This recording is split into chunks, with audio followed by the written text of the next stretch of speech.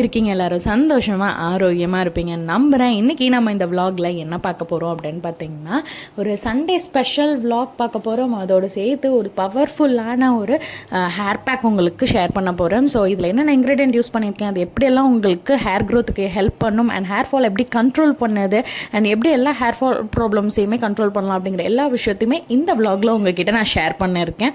And இதோட சேர்த்து ஒரு சண்டே ஸ்பெஷலான ஒரு சிக்கன் ரெசிபியும் உங்களுக்கு இன்றைக்கி இந்த விலாகில் ஷேர் பண்ண போகிறேன். அண்ட் லாஸ்ட் விலாக் இது நீங்கள் பார்க்கலையா? ஸோ ஆக்சுவலி லாஸ்ட் விலாக் நிறைய பேர் கேட்டிருந்தீங்க இல்லையா, என்னென்ன ஃபுட்டெல்லாம் எடுத்துக்கிட்டால் கொஞ்சம் ஹேர் ஃபால் கண்ட்ரோல் பண்ணுறதுக்கு ஹெல்ப்ஃபுல்லாக இருக்குன்னு சொல்லிட்டு. ஸோ அந்த மாதிரியான ஒரு டயட்டுக்கு என்னென்ன ஃபுட்லாம் எடுக்கலாம் அப்படின்னு சொல்லிட்டு நான் லாஸ்ட் விலாகில் வந்து ஷேர் பண்ணியிருந்தேன். ஸோ இந்த வீடியோவோட எண்ட் ஸ்க்ரீன்லேயும் கண்டிப்பாக வரும் பாருங்கள். ஸோ இந்த விலாகை முடிச்சுட்டு நீங்கள் போய்ட்டு அதை நீங்கள் அந்த விலாகை பார்க்கலாம். பிகாஸ் எப்போதுமே ஸ்கின்னுக்காக இருக்கட்டும் ஹேருக்காக இருக்கட்டும் எக்ஸ்டர்னலாக பயன்படுத்துறது செகண்டரி தான். ஃபர்ஸ்ட் ப்ரையாரிட்டி எதுக்கு அப்படின்னா இன்டர்னல் ஹெல்த்துக்கு தான். ஸோ இன்டர்னல் ஹெல்த்துக்கு வந்து நம்ம கம்ப்ளீட்டாக எல்லா நியூட்ரிஷனலும் பர்ஃபெக்டாக இருந்தால் மட்டும்தான் நமக்கு அடுத்த ஸ்டெப் தான் நம்ம எக்ஸ்டர்னலாக கேர் பண்ணிக்கிறது. ஸோ அதனால் அதை பாருங்கள், கண்டிப்பாக ஹெல்ப்ஃபுல்லாக இருக்கும். ஆக்சுவலாக பார்த்திங்கன்னா இன்றைக்கி இந்த விலாகில் ஆக்சுவலாக அம்மாவும் அப்பாவும் வீட்டுக்கு வந்திருந்தாங்க இல்லையா. ஸோ அதனால் வந்து கொஞ்சம் அப்பா என்ன சொன்னாங்க, நான் எதாவது ரெசிபி ரெடி பண்ணி தரேன் அப்படின்னு சொல்லிட்டு சொன்னாங்க. சரி ஓகே அப்படின்னு சொல்லிட்டு நம்மளும் ஜாலியாக ஃபன் பண்ணிக்கிட்டே தான் இந்த ரெசிபி ரெடி பண்ணோம். என்ன ரெசிபி அப்படின்னு பார்த்திங்கன்னா, இந்த சிக்கன் ரெசிபியில் வந்து பார்த்திங்கன்னா எந்த மசாலாஸே இல்லைங்க, ஆனாலும் அருமையான டேஸ்ட்டாக இருந்துச்சு. ஆக்சுவலாக இது என்னன்னு சொன்னாங்கன்னா, அப்பாவுக்கே இது புதுசாக தான் இந்த ஃபஸ்ட் டைம் இந்த ரெசிபி ட்ரை பண்ண போகிறாங்க. ஸோ எங்களுக்கே பயங்கர ஒரு இதாக இருந்துச்சு, இது எப்படி வரப்போகுது என்னன்னே தெரியல. சரின்னு சொல்லிட்டு இதுக்கு பேர் வந்து நல்லாம்பட்டி சிக்கன் தான் நான் உங்களுக்கு செஞ்சு கொடுக்க போகிறேன் அப்படின்னு சொல்லி ஆரம்பித்தாங்க. இதுக்கு வந்து நான் எதுவுமே தேவையில்லை, மசாலாவே இல்லை, இருந்தாலும் சூப்பராக பண்ணிவிடுவேன் அப்படின்னு சொல்லிட்டுலாம் இருந்தாங்க. தெரியலையா, நம்ம மட்டும் தனியாக கிச்சனில் பண்ணுறதுக்கும் நம்ம ஃபேமிலியோடு சேர்ந்து உட்காந்து கிச்சனில் குக் பண்ணுறப்போ ஒரு ஃபன் பண்ணிகிட்டே குக் பண்ணுறப்போ அது ஒரு ஹாப்பினஸாக தான் இருக்கும் இல்லையா. ஸோ அந்த மாதிரி நான் அப்பா எல்லோரும் சேர்ந்து உட்காந்து பண்ணோம். மட்டன் குழம்பு வந்து அம்மா வச்சுட்டாங்க. ஸோ அந்த சிக்கனுக்கு வந்து பார்த்திங்கன்னா இந்த மாதிரி சில்லிஸ் எடுத்துகிட்டு உள்ளே இருக்கக்கூடிய சீடை மட்டும் தனியாக ரிமூவ் பண்ணிடுறோம். அதை நம்ம யூஸ் பண்ண போகிறதில்ல, வெறும் அவுட்டர் லேயர் மட்டும் தான் யூஸ் பண்ண போகிறோம். சீடு எல்லாத்தையும் ரிமூவ் பண்ணிட்டு இப்படி எடுத்து வச்சுக்க போகிறோம். ஆக்சுவலாக பார்த்திங்கன்னா ஸ்டார்டிங்கில் வெறும் நம்ம பவுடரே கிடையாதுன்னு சொன்னாங்க. ஆனால் வந்து அப்பா வந்து கொஞ்சமாக லாஸ்ட் மினிட்ல கொஞ்சம் காரத்துக்காக சில்லி பவுடர் மட்டும் கொஞ்சமாக ஆட் பண்ணிக்கிட்டோம். பட் ஆனால் வந்து இன்னும் கொஞ்சம் அந்த சில்லி இதே நம்ம நிறைய ஜாஸ்தி ஆட் பண்ணோம்னா அது கூட நம்ம சேர்த்துருக்க தேவை கிடையாது. இதுக்கு என்ன பண்ணணும்னா கிட்டத்தட்ட இந்த காமிச்சிங்க இல்லையா, ஸோ அந்த அளவுக்கு வந்து சின்ன வெங்காயம் நிறைய எடுத்துகிட்டு நல்லா எண்ணெயில் ஃபஸ்ட் நல்லா சாட் பண்ணிடுறோம். அந்த சிக்கனை வந்து மஞ்சத்தூள் போட்டு நல்லா கொஞ்சம் மேரினேட் பண்ணி வச்சுட்டேன், ஊற வச்சுட்டேன். ஸோ அதை தான் அதுக்கப்புறம் ஆட் பண்ணியிருக்கோம். கொஞ்சம் இதில் என்ன பண்ணால் வெங்காயம் கருவேப்பிலை போட்டுட்டு அதுக்கப்புறம் நார்மலாக நம்ம வந்து இஞ்சி பூண்டு பேஸ்ட்டு வெங்காயம் போடுறப்பே போட்டு நல்லா பச்சை வாசனை போகிற வரையும் அது வதக்கும் இல்லையா. ஆனால் அப்பா என்ன சொல்லிட்டாங்க, இல்லை சிக்கனை தான் முன்னாடி போடணும் அப்படின்ட்டாங்க. அப்பா என்னப்பா பண்ணுறீங்க அப்படிங்கிற மாதிரி பயங்கர பண்ணால் போச்சு. என்னமோ வரப்போது போச்சு. அண்ட் மெயின் ஸ்பெஷலே இதில் வந்து நாட்டுக்கோழி சிக்கன் தாங்க, பிராய்லர் சிக்கனுக்கு கிடையாது. இது நாட்டுக்கோழி சிக்கன் தான் இதுக்கு ஸ்பெஷல். சார் நாட்டுக்கோழி சிக்கன் தான் இதுக்கு ரெடி பண்ணியிருந்தோம். அதுக்கப்புறம் என்ன பண்ணிட்டோம், இந்த வெங்காயம் இந்த கருவேப்பிலை இதெல்லாம் போட்டு இந்த நாட்டுக்கோழியும் இதில் ஆட் பண்ணியாச்சு. ஆட் பண்ணி அதில் சிக்கனில் இருக்கக்கூடிய தண்ணி வரும்ல, அதுலேயே கொஞ்சம் நேரம் அது வேகும். அண்ட் ப்ளஸ் இந்த அதுக்கப்புறம் நம்ம வந்து அந்த சீடை ரிமூவ் பண்ணிட்டு எடுத்திருந்த இந்த வரமிளகாத்து எல்லாத்தையும் இதில் ஆட் பண்ணிவிட்டு அதுக்கப்புறமா தான் இந்த இஞ்சி பூண்டு பேஸ்ட் இருக்குது இல்லையா, ஸோ அதை வந்து இதில் ஆட் பண்ணாங்க. மேலே தான் ஆட் பண்ணிவிட்டு அதுக்கப்புறமா மஞ்சத்தூள் இதெல்லாம் போட்டிருந்தாங்க. நாம் நார்மலாக வந்து வெங்காயத்தோட தானே நம்ம இஞ்சி பூண்டு பேஸ்ட் போடுவோம். பட் இதில் வித்தியாசமாக இருந்துச்சு. ஸோ அதனாலே பயங்கர சிரிப்பாக போச்சு. என்னமோ போச்சு, 1 கிலோ சிக்கனும் அவுட்டு அப்படின்னு நினச்சோம். பட் ஆக்சுவலாக பார்த்திங்கன்னா செம்ம டேஸ்ட்டாக வந்துருந்துச்சு. எந்த மசாலாவுமே இல்லாமல் உண்மையாகவே அந்த நாட்டுக்கோழி சிக்கன் வந்து அவ்வளோ சூப்பராக இருந்தது.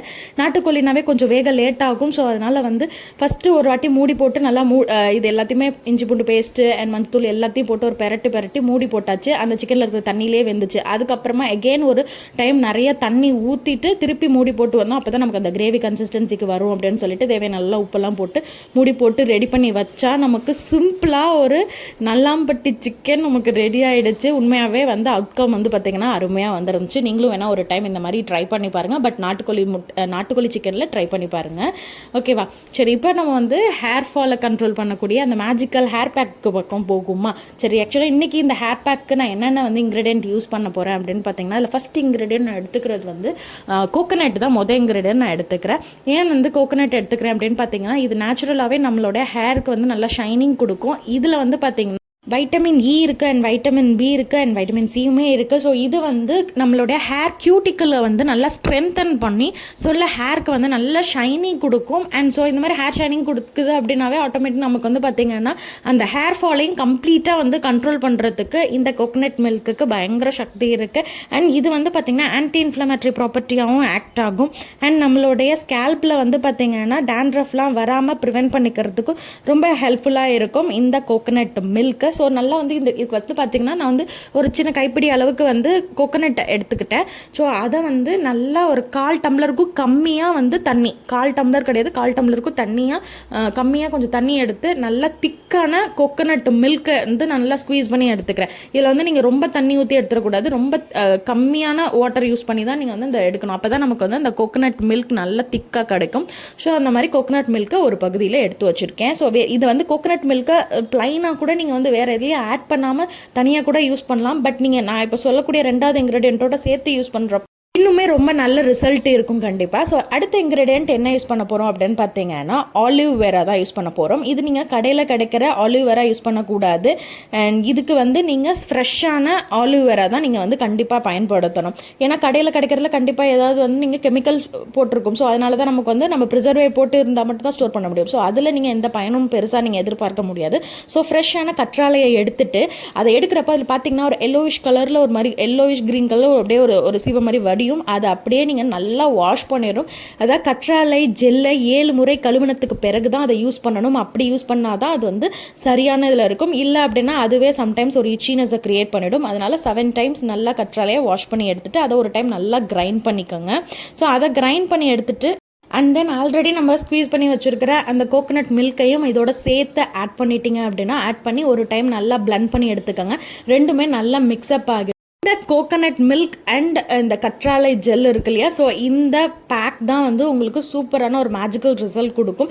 இதுக்கு நீங்கள் எப்படி பயன்படுத்தணும் இதை அப்படிங்கிறதுக்கு முன்னாடி ஃபஸ்ட் கற்றாழையும் சொல்லிடுறேன். கற்றாழையிலுமே பார்த்தீங்கன்னா vitamin A, C and vitamin B12, folic acid இது எல்லாமே இருக்குது. வைட்டமின் இ இருக்குது. ஸோ இது வந்து பார்த்திங்கன்னா ஹேர் க்ரோத்துக்கு இன்க்ரீஸ் பண்ணி கொடுக்கும், ஹேர் ஃபாலை கண்ட்ரோல் பண்ணும் அண்ட் ஹேருக்கு ஒரு நல்ல ஷைனிங் கொடுக்கும். ஒரு செல் க்ரோத், ஹெல்த்தியான ஒரு செல் க்ரோத்துக்கு ஒரு உதவியாக இருக்கிறதுக்கு இந்த அலோவேரா ஹெல்ப்ஃபுல்லாக இருக்கும்.